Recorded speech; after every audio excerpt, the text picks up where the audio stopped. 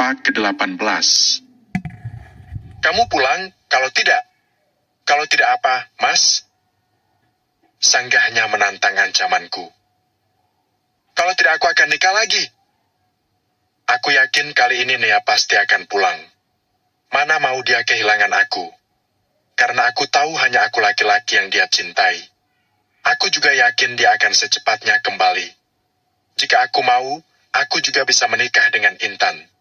Aku yakin dia juga masih suka dan senang jika harus menjadi istriku. Haha. Bukannya takut, Nea malah semakin tertawa terbahak-bahak mendengar penuturanku barusan. Dia pikir ini lucu? Aku hampir saja mati saat mencuci baju barusan. Aku serius, Nei!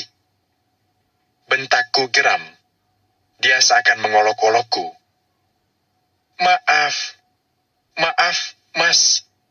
Haha, habisnya kamu lucu sih. Jawab Nea masih dengan sedikit tawanya. Semakin membuat darahku mendidih. Apanya yang lucu? Aku hampir saja mati karena mencuci baju. Seharusnya kamu yang melakukan semua ini. Bukan aku sebagai suami, aku udah capek cari uang dan sekarang masih saja mengerjakan pekerjaan rumah. Tegasku lagi sambil memukul meja makan dengan keras. Hingga tanganku perih. Cari uang apanya? Dari gaji kamu yang 5 juta itu, aku sama Dava cuma kasih 1 juta, itu pun untuk makan kita sehari-hari. Kilah Nea. Kamu pikir cari uang itu gampang? Masih mending aku memberi uang 1 juta sebulan. Kamu nggak lihat di luar sana banyak sekali perempuan yang sudah menikah dan punya anak cari uang sendiri. Karena suaminya nggak kerja dan kasih uang, seharusnya kamu bersyukur. Punya suami yang banyak uang dan bertanggung jawab. Kamu pulang ke sini besok, aku capek ngerjain semua pekerjaan rumah yang seharusnya kamu yang kerjakan. Memangnya kamu pikir aku pembantu, Mas? Begitulah aku selama ini menjadi istri kamu, Mas. Kamu bilang kamu capek cari uang kan? Gunakanlah uang itu untuk membawa baju kotor ke laundry. Gunakanlah sedikit uang untuk membeli makanan enak di luar. Cerocos Nea panjang lebar. Sial, bukannya pulang dia malah menceramahiku. Jika Nea tahu semua uangku diambil sama ibu, bisa makin tertawa dia. Biarlah besok pagi aku akan ke rumah ibu. Baju kantor biar dicuci sama Lela. Juga aku akan makan di sana beberapa hari ini. Jangan ceramahi aku. Kamu tahu kan itu sudah kodrat kamu sebagai istri. Hardiku kesal. Mas, asal kamu tahu ya. Kodratku sebagai perempuan itu cuma 4. Menstruasi, hamil, melahirkan, dan menyusui. Gak ada kewajiban seorang istri untuk masak, apalagi mencuci baju suami. Makanya ngaji, Mas. Biar kamu paham. Jangan asal ngomong kodrat. Nea kembali menceramahiku. Lama-lama muak aku dengan dia. Terserah. Kalau kamu gak pulang, aku beneran nikah lagi. Jangan nangis nanti kamu. Ancamku. Nikah aja, Mas lagi. Gak apa-apa. Aku kasih izin, biar wanita itu juga bisa merasakan bagaimana menjadi istri seorang Arman. Bagaimana menjadi menantu ibu kamu. Bagaimana rasanya menjadi ipar adik kamu. Setelah mengatakan itu, Nea langsung mematikan sambungan teleponnya. Sialan. Dia pikir enak suami menikah lagi. Untung saja aku tipe suami setia. Kalau laki-laki lain sudah dari dulu menikah lagi. Apalagi dia tidak pernah menjaga penampilannya. Mana semakin kesini dia semakin kurus. Aku melangkah ke kamar, meninggalkan semua beban di kamar mandi dan dapur. Semua pekerjaan itu belum selesai. Klek. Aku membuka pintu kamar dengan semangat. Karena akhirnya aku bisa tidur dengan nyenyak setelah seharian berkutat dengan pekerjaan. Astagfirullah. Lirihku ketika melihat kamar seperti kapal pecah. Beberapa baju dan celana yang berserakan di atas tempat tidur. Aku lupa belum membereskan tempat tidur tadi pagi. Karena terburu-buru. Ini baju dan celana yang aku keluarkan sembarang dari lemari. Karena mencari kaos kaki dan dasi. Aku memejamkan mata sejenak, berusaha menenangkan pikiran yang semakin kacau. Setelah sedikit tenang, aku berjalan ke arah tempat tidur. Kuambil semua baju yang berserakan lalu kumasukkan asal ke dalam lemari. Biarlah jika besok Nia pulang, dia yang akan membereskan semuanya. Siapa suruh pergi berhari-hari tanpa membereskan tempat tidur yang sedikit kotor? Aku langsung merebahkan diri dengan tengkurap. Tidak lama kemudian aku terlelap dalam buaian mimpi. Pagi ini aku bangun sedikit pagi.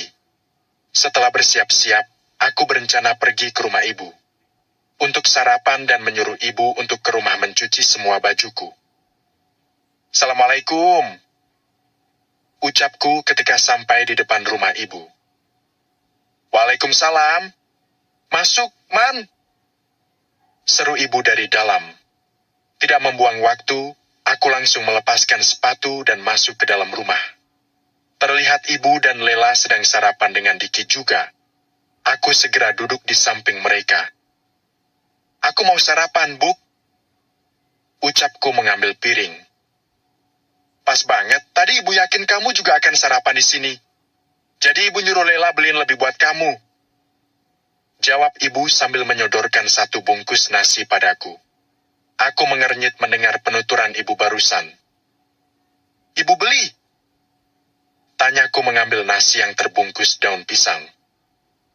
Iya, jawab ibu singkat sambil menyuapkan satu sendok nasi ke mulutnya. Ibu kan tahu sendiri, aku nggak suka makan makanan luar. Apalagi nasi. Kalau yang masak itu jorok, gimana? Tanyaku. Enak ini, nasi gurih. Apalagi isinya rendah ayam, sahut Lela. Nasi gurih? Ya Allah, kamu kan tahu sendiri kalau abang lambung gak bisa makan makanan bersantan. Apalagi ini masih pagi. Lirihku kesal. Banyak banget aturannya. Bukan makan aja, Lela udah capek jalan kaki pergi ke sana. Bentak ibu yang terlihat kesal.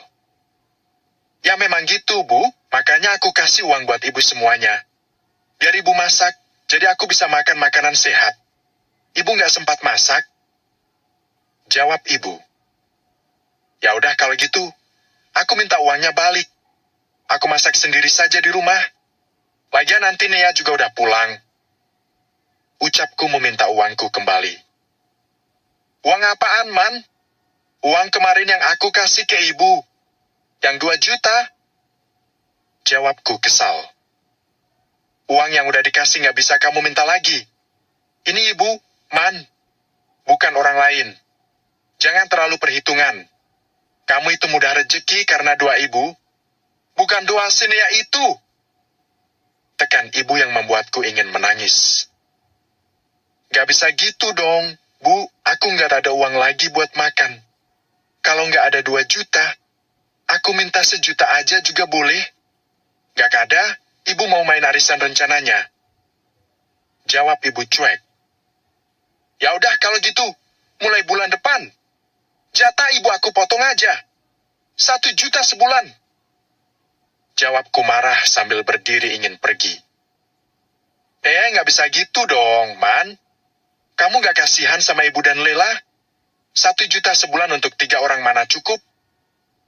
Kila ibu sambil menarik tanganku. Nia aja cukup aku kasih 1 juta per bulan. Jawabku. Jangan samakan kami dengan istrimu itu. Ya udah tunggu bentar. Bentak ibu. Kemudian ibu pergi ke kamarnya dan kembali lagi dengan uang di tangannya. Ini 1 juta? Ibu memberikan uang 1 juta padaku dengan wajah cemberut. Aku tersenyum, akhirnya ancamanku berhasil. Oh iya, Bu, di rumah banyak sekali baju kotor. Ibu cuci ya, besok aku nggak ada baju bersih lagi. Ucapku kemudian pamit pergi kerja. Tidak ada jawaban dari ibu. Entahlah dia mau mencucinya atau tidak. Yang jelas aku sudah memberitahu pada ibu. Dert, ponsel dalam saku celana bergetar. Ternyata Intan yang menelpon, aku lupa kalau hari ini dia akan menjemputku untuk pergi kerja. Halo? Ucapku saat panggilan terhubung. Mas, kamu di mana? Aku udah di depan rumah kamu nih. Ini aku lagi di rumah, Ibu. Bentar ya, Mas jalan ke sana. Ucapku sambil memutuskan sambungan telepon. Berjalan dengan sedikit tergesa agar Intan tidak menunggu terlalu lama. Saat sudah sampai di depan rumah, aku bisa melihat ada mobil Intan yang sudah terparkir di depan rumah. Aku segera masuk ke dalam mobil. Lama ya? Maaf ya.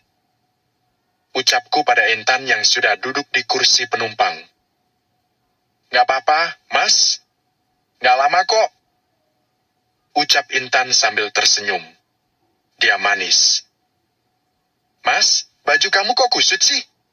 Ini lagu dasinya nggak rapi. Sini biar aku rapikan. Ucap Intan mendekatkan badannya kepadaku. Dan tanpa permisi dia membenarkan dasiku yang memang tadi sangat kusut. Jika dilihat dekat seperti ini, Intan ternyata sangat cantik. Jarak kami sangat dekat hingga nafasnya terdengar jelas. Bajunya dengan belahan dada rendah, semakin membuat gairahku bangkit. Dadanya tercetak jelas, hingga membuatku merasa melayang. Tanpa bisa kutahan lagi, aku meraih tubuhnya agar semakin dekat denganku. Menyentuh wajahnya dan dengan lembut melumat bibir merahnya. Maafkan aku, Nea. Ini salahmu yang pergi meninggalkan kewajibanmu sebagai istri. Ketika istri berhenti peduli. Part ke-19. Mas, baju kamu kok kusut sih? Ini lagi dasinya nggak rapi. Sini biar aku rapikan. Ucap Intan mendekatkan badannya kepadaku. Dan tanpa permisi dia membenarkan dasiku yang memang tadi sangat kusut. Jika dilihat dekat seperti ini, Intan ternyata sangat cantik. Jarak kami sangat dekat hingga nafasnya terdengar jelas. Bajunya dengan belahan dada rendah, semakin membuat gairahku bangkit. Dadanya tercetak jelas, hingga membuatku merasa melayang. Tanpa bisa kutahan lagi, aku meraih tubuhnya agar semakin dekat denganku. Menyentuh wajahnya dan dengan lembut melumat bibir merahnya. Maafkan aku, Nea. Ini salahmu yang pergi meninggalkan kewajibanmu sebagai istri. Astagfirullah. Aku mendorong tubuh Intan kasar hingga dia mengaduh kesakitan. Oh, kamu apa-apaan sih, Mas? Tanya Intan sambil mengelus punggungnya yang terbentur pintu mobil. Maafkan aku, Intan. Tadi aku tidak sengaja. Ucapku sambil menelan saliva yang terasa kering. Apa yang sudah aku lakukan, tidak seharusnya aku bertindak seperti barusan terhadap Intan. Bagaimanapun aku masih menjadi suaminya Nea. Tapi aku barusan lepas kendali. Apalagi jarak Intan sangat dekat denganku. Belum lagi dadanya yang hampir terlihat sempurna. Membuatku menjadi hilang kendali. Apalagi sudah sebulan ini Nea seperti menjauh seperti menjaga jarak agar tidak aku sentuh. Kamu nyesal, Mas? Tanya Intan lagi memegang tanganku lembut. Bukan begitu. Jawabku melepaskan pegangan tangan Intan. Aku hanya takut kembali tidak bisa mengendalikan diri. Sentuhan Intan memang sangat menggoda. Apalagi dia memakai rok yang belahannya sangat tinggi. Terus kenapa? Aku kurang pantas untuk mendapatkan itu? Tanya Intan lagi. Kini dia kembali mendekatkan tubuhnya padaku. Sejujurnya aku sudah tidak bisa menahannya lagi. Jika bukan karena melihat bayangan wajah Nea, akan aku layani Intan. Sejujurnya iya, Intan. Kamu bukan istriku. Ucapku sambil mendorong pelan tubuhnya agar kembali duduk di tempat semula. Terlihat rasa kecewa yang dirasakan Intan. Wajahnya juga memerah, mungkin dia marah atau malu. Malu atas penolakan yang aku berikan barusan. Maaf, Mas. Aku lancang. Ucap Intan menunduk. Ini bukan salah kamu, aku yang salah. Ya udah, kalau gitu kita langsung berangkat ya. Sanggahku memotong pembicaraan barusan. Lalu aku segera menstarter mobil dan menginjak pedal gas dengan pelan. Tidak ada pembicaraan yang berarti selama di dalam perjalanan. Mungkin karena efek tadi, makanya membuat suasana semakin canggung. Terima kasih atas tumpangannya, ucapku ketika kami sudah sampai di depan kantor. Sama-sama, Mas. Nanti sore aku jemput ya. Tawar Intan lagi seraya pindah ke kursi kemudi. Tidak usah. Aku pulang naik taksi aja. Tolakku halus. Aku tidak boleh menyinggung lagi perasaan Intan. Kamu ngehindar, Mas? Tanya Intan sedih. Bukan begitu. Pokoknya nanti sore aku jemput, bye. Ucap Intan cepat kemudian pergi dengan mobil mewahnya. Aku hanya tersenyum melihat tingkahnya yang seperti anak kecil. Sebenarnya, pada lelaki sepertiku suka diperlakukan seperti itu oleh perempuan. Contohnya ya seperti tadi. Perempuan jangan marah-marah terlalu lama. Karena kami para lelaki tidak suka membujuk untuk kedua kalinya. Apalagi meminta maaf, gengsi kami lebih tinggi dari perut lapar. Aku juga suka cara Intan yang memaksa. Aku seperti tertantang ketika dia bersikap seperti tadi. Sayangnya, dia bukan istriku. Andai saja Nia pulang, aku akan melepaskan semua rinduku padanya. Dert, ponselku bergetar ketika aku cek ternyata Lela yang mengirimkan pesan via WhatsApp. Aku langsung membukanya, kebetulan ini jam makan siang. Jadi aku dengan mudah bisa memegang ponsel. Abang, ini Nia kan? Satu pesan dari Lela beserta foto seorang perempuan yang sedang duduk di kafe dengan seorang laki-laki. Deg, itu Nia. Aku tidak mungkin salah lihat, karena aku tahu betul baju yang digunakan olehnya. Aku yang membelikan baju itu ketika dia sedang hamil Dava dulu. Kamu dapat dari mana foto ini? Dengan cepat aku mengetik pesan balasan pada Lela. Tanganku sedikit gemetar ketika mengetik pesan tersebut. Aku dapat dari temanku yang bekerja di kafe itu. Balas Lela cepat. Dengan kuat aku menggenggam ponsel. Amanahku kini memuncak. Aku tidak tahu apa hubungan Nia dengan laki-laki tersebut. Tapi yang jelas dadaku bergemuruh hebat ketika melihat Nia duduk dengan laki-laki lain. Kulihat sekali lagi foto yang dikirim oleh Lela. Benar ini Nia. Padahal aku berharap jika aku salah lihat. Tapi siapa laki-laki ini? Beberapa kali aku zoom layarnya. Tapi aku tidak mengenali laki-laki itu. Hanya saja, wajahnya seperti familiar. Tapi siapa? Kapan foto ini dikirim? Balasku menanyakan pada Lela. Aku menunggu selama 5 menit, barulah Lela membalas pesanku. Barusan, Mas. Jadi benarkan itu Nia? Alamatnya di mana? Jalan Linggarjati, Cafe Kabels. Mas mau ke sana? Tanya Lela lagi padaku. Tidak lagi membalas pesan dari Lela, aku segera mencari nomor Nia kemudian menghubunginya. Tapi sialnya, nomornya tidak aktif. Perasaanku semakin tidak karuan. Tidak mungkin aku keluar sekarang untuk mengeceknya sendiri. Pak Bagas pasti tidak akan mengizinkan aku keluar di jam kerja.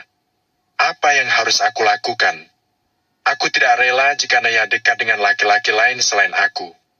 Apa kecurigaan ibu dan Nia selama ini benar?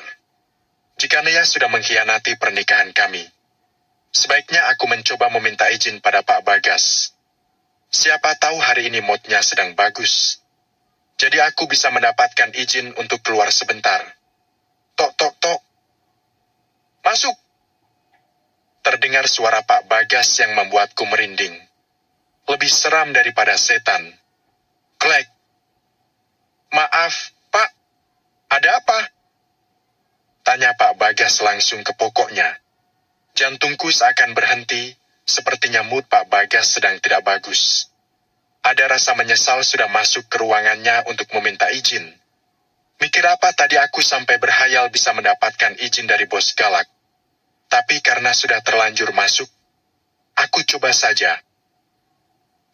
Ini Pak, saya mau minta izin keluar sebentar. Ucapku sambil menunduk. Mau kemana kamu? Kamu nggak tahu sebentar lagi jam kerja akan dimulai? Bentak Pak Bagas yang membuatku mati kutu. Kalau nggak boleh, nggak apa-apa kok, Pak. Menyesal aku bekerja di kantor ini. Andai saja ada pekerjaan lain yang gajinya lebih tinggi, aku akan keluar dari kandang makan ini. Saya tanya mau kemana kamu? Tanya Pak Bagas lagi ngegas. Anu, Pak, saya mau beli obat, lambung saya kambuh lagi. Jawabku berbohong. Tidak mungkin aku mengatakan jika akan menggerebek istri yang sedang selingkuh. Kan ada obat di pantry, minta saja sama mereka. Jawab Pak Bagas. Mampus. Obat untuk lambung habis katanya, Pak. Ucapku lagi kembali berbohong. Sesekali aku memegang perut agar terlihat mengenaskan di depan Pak Bagas. Agar dia tahu jika lambungku benar kambuh. Ya udah, kalau begitu jangan lama-lama. Akhirnya aku mendapatkan izin dari Pak Bagas. Bagi mimpi rasanya jika mendapatkan izin begini. Terima kasih, Pak. Ya udah sana keluar. Tidak membuang waktu lagi, aku segera keluar dari ruangan yang terasa sesak itu. Kemudian mengambil ponsel dan menghubungi Intan. Aku akan meminta tolong untuk menjemputku dan mengantar aku ke kafe di mana Nea berada. Semoga saja dia masih di sana. Halo, Mas. Ucap Intan lembut. Kamu bisa antar Mas ke suatu tempat nggak? Tanyaku langsung agar waktu bisa kuburu. Bisa, Mas. Emangnya kamu mau kemana? Tanya Intan lagi. Nanti aku ceritakan. Kamu nggak lagi sibuk kan? Tanyaku sambil mengambil jas di kursi. Enggak kok, aku kesana sekarang ya, Mas. Aku menunggu Intan dengan cemas. Awas saja kamu, Nea. Jika benar kamu selingkuh dengan laki-laki lain, aku akan menceraikan kamu. Aku juga akan mengambil hak asuh Dava agar kamu sedih dan frustasi. Aku juga akan mempermalukan kamu di depan semua orang. Agar Abi dan Umi kamu tahu bagaimana kelakuan anak perempuannya. Tanganku mengepal erat menahan emosi yang memuncak. Kamu akan menyesal, Nea, karena sudah menyia-nyiakan laki-laki seperti aku. Aku jamin itu. Pantas saja ketika aku suruh pulang dia tidak mau. Ternyata dia sedang asik ketemuan dengan laki-laki lain.